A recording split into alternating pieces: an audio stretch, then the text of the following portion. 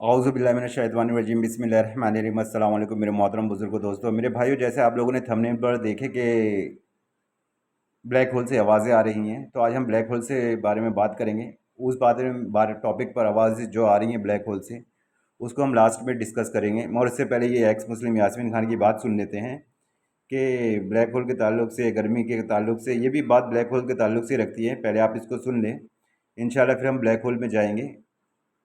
है कि जमीन में किस तरह से सर्दी और गर्मी आती है। यकीन मानिए दोस्तों, अगर आप इस हदीस को पढ़ोगे तो आप दोबारा से इस्लाम को सही मानना बंद कर दोगे और आप एक बार सोचने पे मजबूर हो जाओगे कि जिसको सच में ये नहीं पता कि जमीन में सर्दी और गर्मी कैसे होती है, वो सच में खुदा कैसे हो सकता है। ये बहुत बड़ी सोचने वाली बात है कि अगर मेरे भाइयों, बेशक सोचने वाली बात है। जिसको ये नहीं पता कि धरती पर सर्दी गर्मी कैसे होती है, जिसको धरती पर ये नहीं पता कि सर्दी गर्मी कैसे होती है, वो खुदा कैसा हो सकता है। सोचने वाली बात है। तो इस बेशक सोचिए आप लोग भी इस बात पर, और इस वीडियो में देखिएगा मेरे नबी का इल्म कहाँ तक पहुँचा हुआ था। और ये जो पृथ्वी पर सर्दी गर्मी होती है, किसको पता है? किसी भाई को पता है तो मुझे बताए, दलील दे। क्योंकि इस मामले में मैंने बहुत से रिसर्च किया, टॉपिक पे गूगल पे सब करके देखा, मगर किसी की एक राय नहीं है। सब बेचारे टोटल कंफ्यूज हैं कि पृथ्वी पर सर्दी गर्मी कैसे होती है। मगर 1400 साल पहले हमारे नबी ने फरमाया कि पृथ्वी पर सर्दी और गर्मी कैसे होती है। उनको ये चीज नहीं पता है और वो इसका अलग अलग जो गलत है अटकलें लगाते हैं कि इस तरह से इसमें गर्मी और सर्दी होती है। तो इससे यही साबित होता है कि वास्तविकता में अल्लाह नाम की कोई चीज नहीं होती और नबी को सच में कोई नॉलेज नहीं था। अटकलें सिर्फ मेरे भाइयों साइंस और विज्ञान लगाता है। अटकलें ख्यालात अपने काल्पनिक के ज़रिए से वे लोग चलते हैं, ये लोग अटकलें लगाते हैं। मगर मेरे सब नबी ने एक ही बात में और एक ही लाइन में और एक ही अल्फाज में साफ साफ एकदम क्लियर बता दिया। अब उस बात को कोई बदलने वाला भी नहीं है कि मेरे नबी ने फरमा दिया कि पृथ्वी पर सर्दी गर्मी कैसे होती है। और अब साइंस लोग अटकल पूछी कर रहे हैं, अटकलें लगा रहे हैं, और उनका अभी तक इस बात का मुकम्मल जवाब नहीं मिला कि इस पृथ्वी पर सर्दी गर्मी कैसे होती है। अगर आप लोगों को मिल जाए तो मुझे भी बता देना, क्योंकि बहुत से लोगों के सबके इस पे अलग अलग तर्क है और उन लोगों को भी नहीं पता कि पृथ्वी पर सर्दी गर्मी कैसे होती है। चलिए एक्स मुस्लिम यास्मीन के ज़रिए से हम ये हदीस सुनते हैं कि कौन सी हदीस बयान फरमा रही है जिसमें मेरे रसूल ने फरमाया कि पृथ्वी पर सर्दी गर्मी कैसे होती है। फिर इंशाल्लाह ब्लैक होल के टॉपिक से, ये ब्लैक होल से रिलेटेड रखता है, जहन्नम भी। इंशाल्लाह चलिए वीडियो प्ले करते हैं। और वो नबी भी नहीं हो सकते, क्योंकि अगर ऐसा होता तो उनको इस चीज की जो है वो सही सही जानकारी होती। आइए आपको वो हदीस दिखाते हैं। सही Bukhari 537, the hell fire of hell है। इसमें कहा गया है कि एक बार नर्क ने, जहन्नम ने कंप्लेंट किया अल्लाह से कि या अल्लाह, मेरा जो एक पार्ट है वो दूसरे पार्ट को खा रहा है।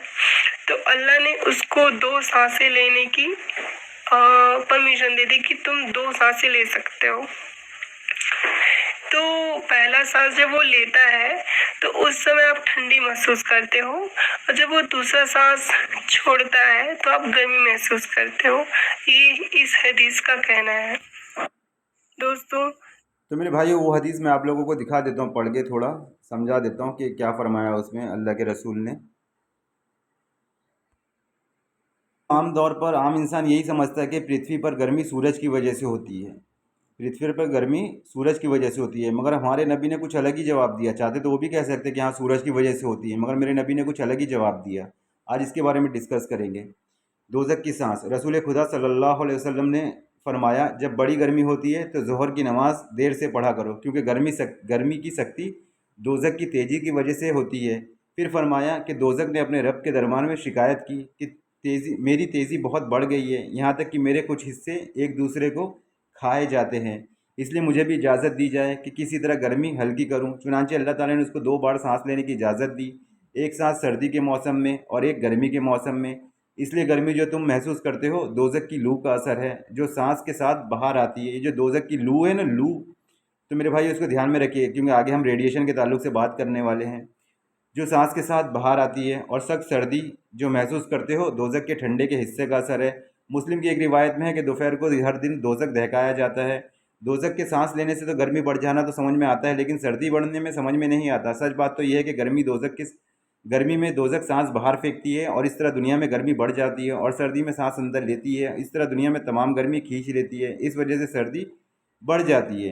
तो खैर मेरे भाइयों, ये देखा आप लोगों ने, हमारे नबी ने ये फरमाया, मगर एक्स मुस्लिम यास्मीन कहती है कि हमें मालूम है, विज्ञान पुजारियों को मालूम है कि पृथ्वी पर सर्दी गर्मी कैसे होती है।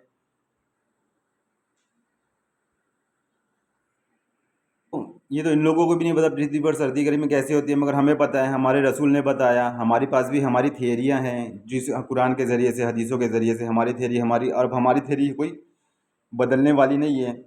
ये साइंस विज्ञान पुजारियों की थ्योरी बदलती रहती है, जो लोगों को एनिमेशन कर करके गैलेक्सी दिखाते हैं, ब्रह्मांड दिखाते हैं, उल्लू बनाते हैं, अपनी दुकान चलाते हैं, अपनी काल्पनिक बातों को कभी भी बदल देते हैं कि नहीं ऐसा नहीं ऐसा है। मगर हमारी थियोरियों में ज़रा भी बदलाव होने वाला नहीं है। देखिए, चलिए अब हम अपने ब्लैक होल के टॉपिक पर आते हैं। कैसे बनते हैं ब्लैक होल? ब्लैक होल इन हिंदी, तारों में ऊर्जा न्यूक्लियर फिशन से उत्पन्न होती है। तारों के कोर में हाइड्रोजन फ्यूज़ होकर हीलियम, हीलियम फ्यूज़ होकर कार्बन, कार्बन फ्यूज़ होकर नियॉन, और ये क्रिया आगे बढ़ते बढ़ते एक समय ऐसा आता है कि जब कोर आयरन लोहा जैसा भारी मटेरियल बनाता है, और फिर वो भारी मटेरियल बनने के बाद वो ब्लैक होल में तब्दील हो जाता है। तो यहाँ से हमें पता चला कि ब्लैक होल बनते कैसे हैं। तारों में ऊर्जा न्यूक्लियर फ्यूजन से उत्पन्न होती है। तारों में कोर हाइड्रोजन फ्यूज होकर हीलियम, हीलियम फ्यूज होकर कार्बन, कार्बन फ्यूज होकर नियॉन, और ये क्रिया आगे बढ़ते बढ़ते एक समय ऐसा आता है कि जब कोर आयरन लोहा जैसा भारी मटेरियल बना लेता है। पता है कि ब्लैक होल बनते कैसे? हाइड्रोजन फ्यूज होकर हीलियम, हीलियम फ्यूज होकर नियॉन, नियॉन फ्यूज होकर हीलियम, फ्यूज होकर नियॉन, कार्बन, कार्बन फ्यूज होकर नियॉन। ये क्रिया आगे बढ़ती जाती है। और हमारे रसूल ने भी एक क्रिया बताई कि जहन्नम कैसे बनी। दोजक की आग और अंधेरा। अल्लाह के रसूल सल्लल्लाहु अलैहि वसल्लम ने फरमाया, दोजक 1,000 साल तक धोखा गया तो उसकी आग लाल हो गई। फिर 1,000 साल तक धोखा गया तो उसकी आग सफ़ेद हो गई। फिर 1,000 साल तक धोखा गया तो उसकी आग काली हो गई। चुनांचे दोजक अब काली अंधेरी वाली है। अल्लाह के रसूल ने क्या फरमाया कि दोजक को 1,000 साल तक धोखा गया तो उसकी आग लाल हो गई, मतलब हाइड्रोजन से जैसी हो गई। फिर 1,000 साल तक धोखा गया तो उसकी आग सफ़ेद हो गई, मतलब हेलियम हो गई। फिर 1,000 साल तक धोखा गया तो उसकी आग काली हो गई, क्योंकि फिर मतलब कार्बन की तरह हो गई। चुनांचे दोजक अब काली अंधेरी वाली है। जिस तरह आज हमें वैज्ञानिक पुजारियों ने बताया कि ब्लैक होल ऐसे बनता है, सेम हूबहू वैसे हमारे रसूल ने बताया। और ये हदीस तिरमिजी में नकल है। और ये किताब का हवाला जो मैं आप लोगों को दे रहा हूँ, ये किताब का हवाला मरने के बाद क्या होगा, एक किताब है, इस्लामिक किताब है, जो मैं पढ़ता हूँ। आप लोगों को ये गूगल पे मिल जाएगी। तो ये तिरजमी की रिवायत है, मगर इसमें हदीस नंबर नहीं दिया गया है। तो ये आलिम या औलमा या मुफ्ती से पूछें तो वो आप लोगों को इंशाल्लाह बताएंगे। और ये मरने के बाद जो किताब जिसने लिखी है वो देवबंद से ताल्लुक़ रखते हैं, तो किसी देवबंद के आलिम से ही पूछें, इंशाल्लाह वो आपको बराबर से बता देंगे।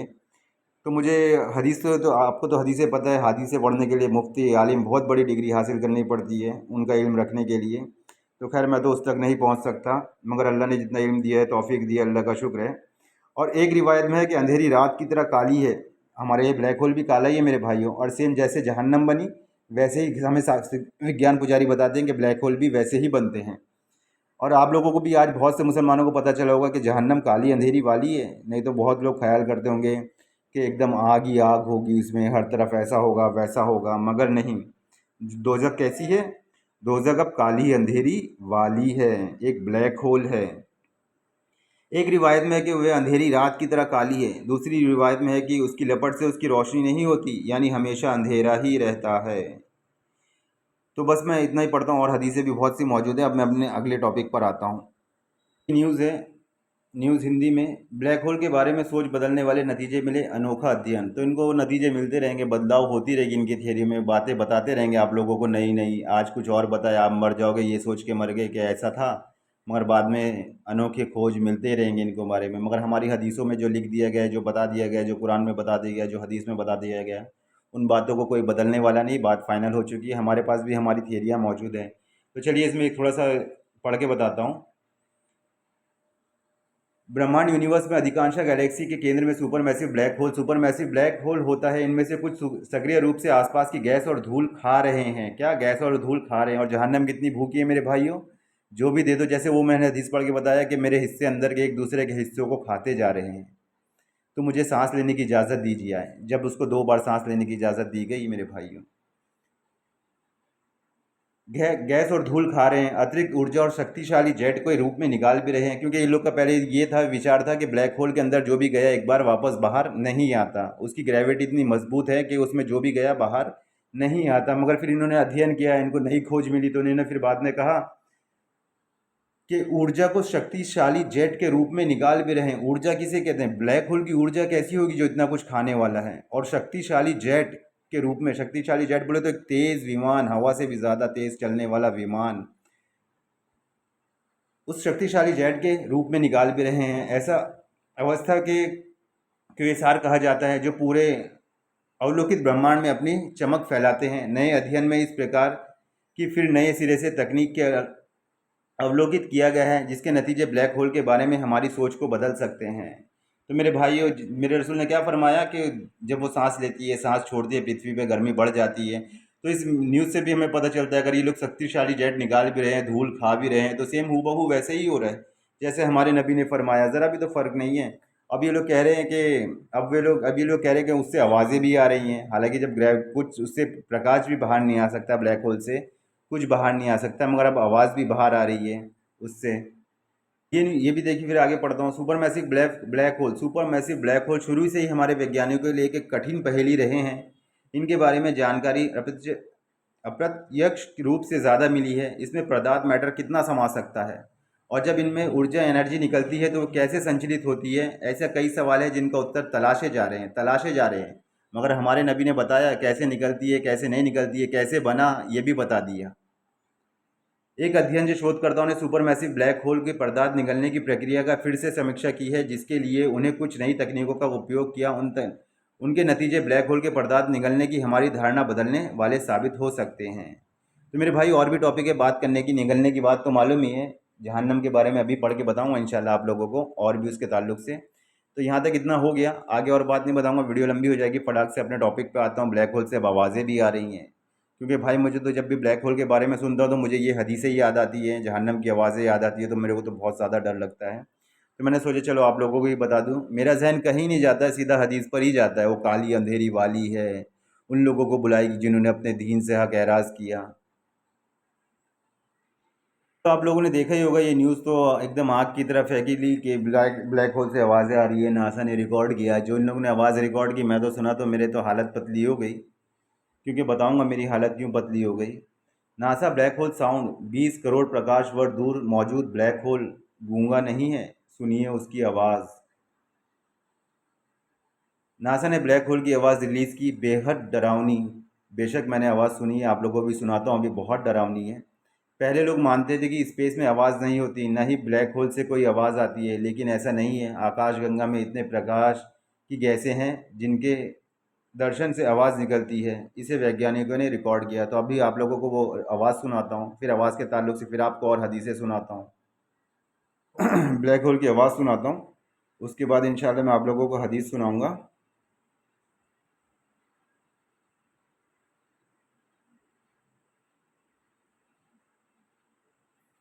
हाँ देखिए, ये रिकॉर्ड किया है इसकी आवाज़।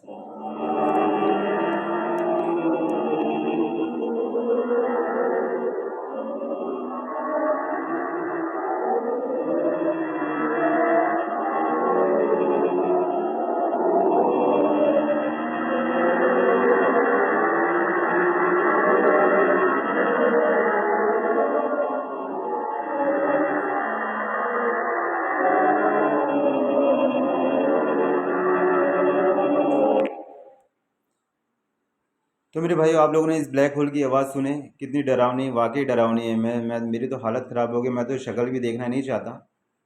अल्लाह जहन्नम से महफूज फरमाए, दूरी से निकाल देवे। सपने में मैं इसको लाने नहीं चाहता, और तमाम ईमान वालों की हिफाजत फरमाए।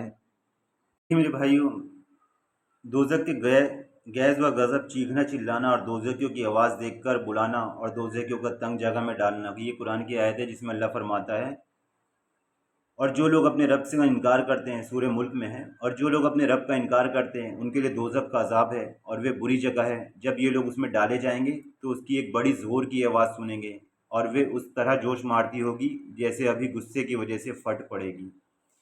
तो मेरे भाइयों, देखा आप लोगों ने, अल्लाह तमाम मुसलमानों की हिफाजत फरमाए दोज़ख की आग से। फिर भी हमें मालूम पड़ता है कि दोज़ख का चीखना चिल्लाना बहुत होगा, बहुत मारे जोश के फट पड़ेगी, इतनी ज़ोर की उसकी आवाज़ होगी।